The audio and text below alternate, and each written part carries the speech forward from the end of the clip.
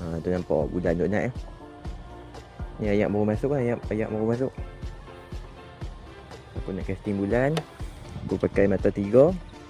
Bawah ni aku pakai mata 3, atas ni aku pakai mata 1 lah. Tu ada ladung. Ni ladung kecil.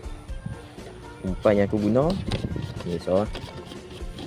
Lama tak mengai bulan lama. Ni aku ambil mati dulu. Ni seluar besar ni. Ui, seluar besar ni. Cakap pula. Macam tu. Puan. Aku ambil tekok ni. Mana ada mati. Kalau juga. Okey. Macam ni. Jadi kita cuma casting je. Elok tak mana ada duk main.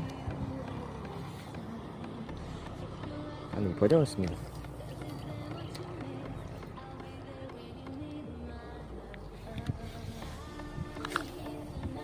Woi, lepas satu pula. Oh, dapat. Alhamdulillah. Ya. Baru baling terus sampai. Okey ni. Ni aku nak ambil. Okey, petik.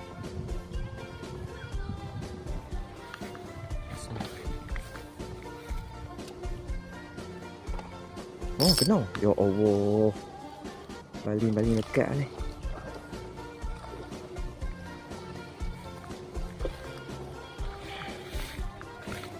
Mata 3. Hampa tengok.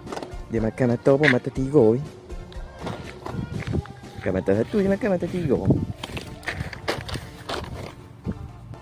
Saya elok. Patut dia senang dekat. Aku buah mata 3.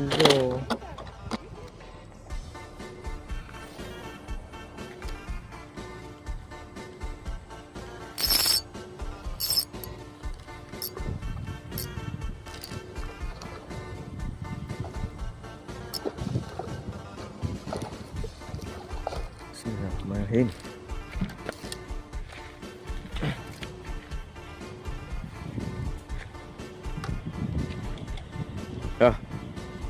Cakap mata.